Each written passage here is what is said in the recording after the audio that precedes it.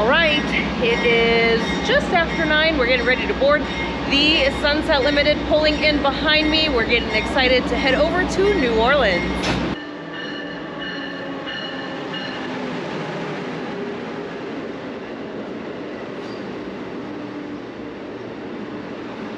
Today we bring you along as we travel on Amtrak's southernmost route, the Sunset Limited.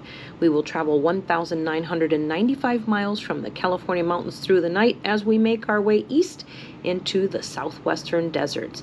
We'll travel along the Mexican border to make our way to the Bayou country shortly after crossing the Mississippi River.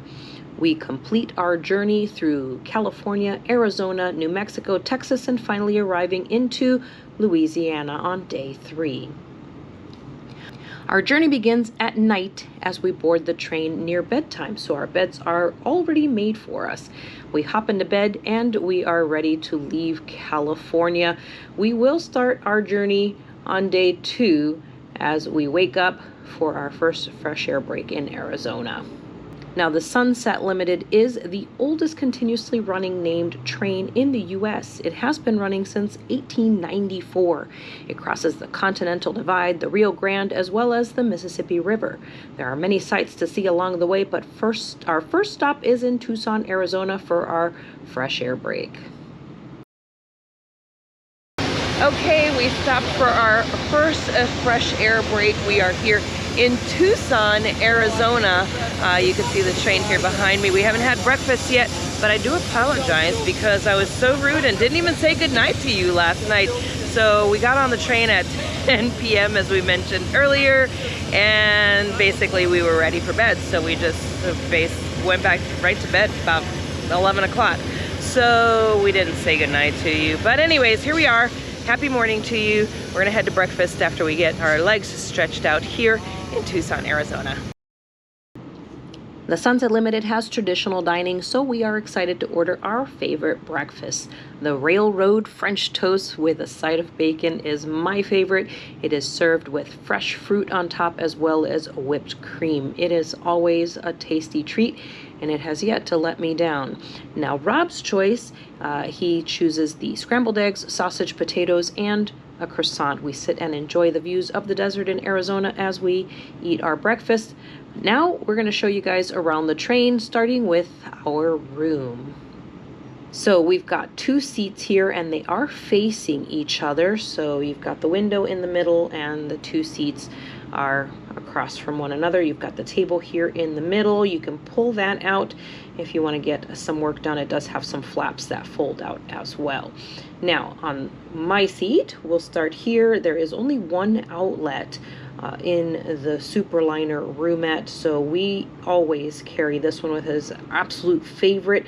You can hook up 4 USB items as well as plug something right into the outlet on the outside. We always travel with this. It is a universal adapter as well, so it's nice to have those 4 spots as well as being able to plug something into the front here. Sometimes I plug my flat iron in here to use as I'm getting ready in the morning, so this is great to have. Now you also have temperature adjustment here. You can make it cooler or warmer. It's also set to normal. Normal is going to make it feel like the hallway temperature essentially, and then you can make it a little bit cooler, turning it to the left, and a little bit warmer, turning it to the right. It's not going to change the temperature a ton, but it will make a little bit of a difference. You'll be able to feel that. There is also a light, a reading light on this side as well. Just make sure not to point it at your partner's face across from you. Now on the other side, we've got the attendant call button as well as the control for the ceiling light and also the night light as well. Then we've also got the music control buttons here. Now these music control buttons don't actually control music. They do control the announcements overhead. So just make sure you check that when they are making the announcements, because you can turn those announcements off in your room so that you don't hear those if you're trying to take a nap in the afternoon or whatnot. They don't make announcements at night. You do have a reading light on this side as well. Again, don't point it right at your partner's face. Now, these are the steps that Rob uses to get up to his upper bunk when he goes up there. We do use them as storage during the daytime. You've got a nice full-length mirror here. And I keep my big backpack right here on this top step during the day. Now at night I set it over in the corner so it's out of the way, because it is challenging to come down those steps if you've got something like this in the way. Rob could trip and fall down. We don't want that. Now on the other side, you've got a little trash bin here where you can throw your trash away. Then you've got a small closet here. You've got hand towel and washcloths provided for you for your shower or just to freshen up. It is a very small closet, so there's not a lot of storage in there, but you can always just hook your jackets out here, or there's another coat hook here in front of the closet as well. All right, time to talk upper bunk, and this is my bunk bed here. It is a great place to be. You kind of have a lot of privacy up here. You don't have any windows though over here on the side, and that's kind of a bummer because I do like to look out at night. You only get those on the Viewliner. You won't get any windows on a Superliner, which is the routes that are west of Chicago. So I do also have this little net here, and in the net I keep some snacks, my headphones, some water, any medication I might need in the night, and that's good. They do also give you a blanket up here and a pillow. I've brought my trusty travel pillow with me as well. That's a good thing to have. Now, one other thing I have up here is a light right here, because it is kind of hard to reach the controls. Downstairs you'd have to come down and do that, so I don't usually want to do it at night. I just use that at night. And to get up and down, the best thing to do is to go in head first and go back out feet first, because you've got these steps right here that you can step on, and they're pretty easy to go down backwards. So this is, I wouldn't call this the biggest area to sleep in, but it is nice and it is comfortable. The bed is plenty long for most people, and I really like it.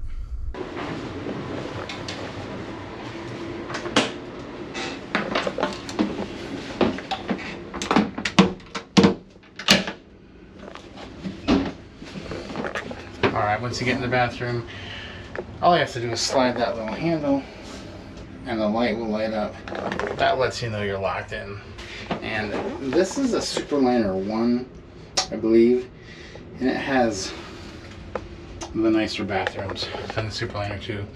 So if you're in a Superliner 2, see if there's a Superliner 1 you can walk through. The toilets are angled, so there's a lot more space. On the other ones, they're just kind of straight, and you run out of space real quick on those. The other thing is these faucets are much taller, a lot more room, and the water stays on when you hit it, which is really good. So this is probably, I'd say, one of the better Amtrak bathrooms. You do have 3 of them, like I said, down here, 1 upstairs. There's not many people down here, so these are almost always empty. And then the shower is right across the hall. Let's go check that out.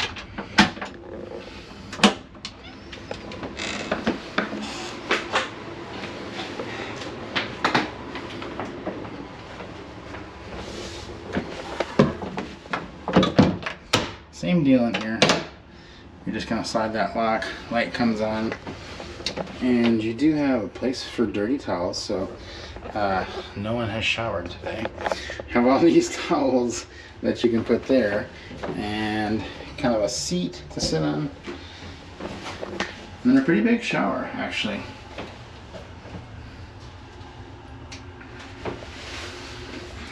You've got a 2-step process here. So what they're telling you to do is to set the temperature here with number 1, and then hit the button there, push it for number 2.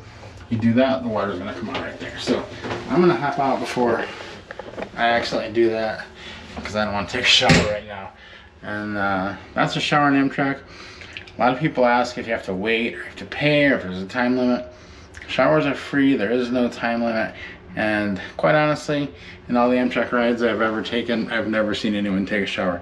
I have taken them though, but I've never seen anyone else getting in or getting out of it. So if you come down here and you want to take a shower, it'll almost assuredly be empty.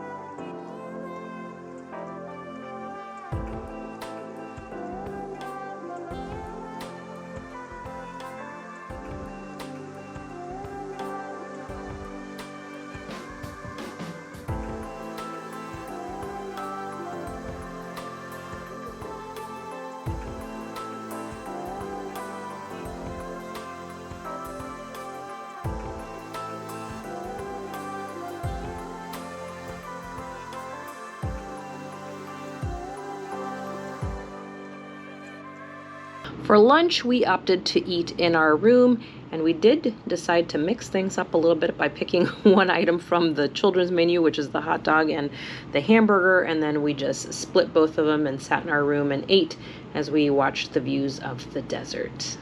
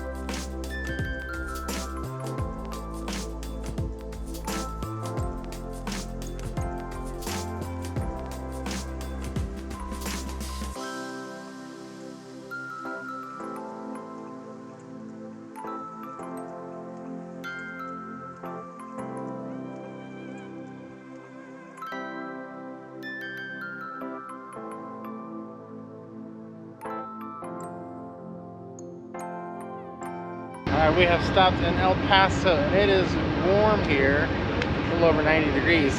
But there's a big treat here at the El Paso platform. That is the famous El Paso burrito lady. She is right outside the train with a cooler full of burritos. You can hop off, buy one of those from her, and it will be delicious.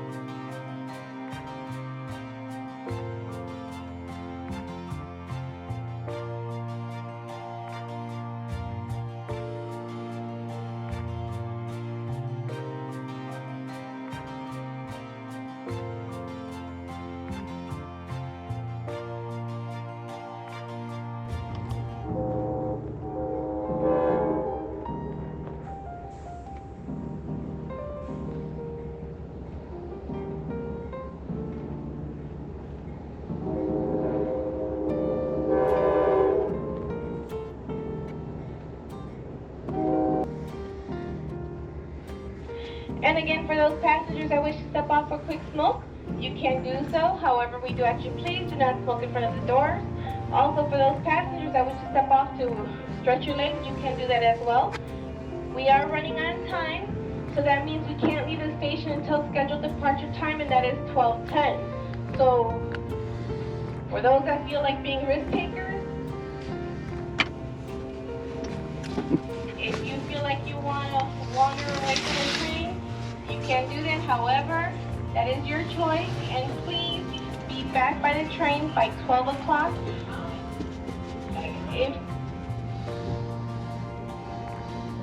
Okay, once again.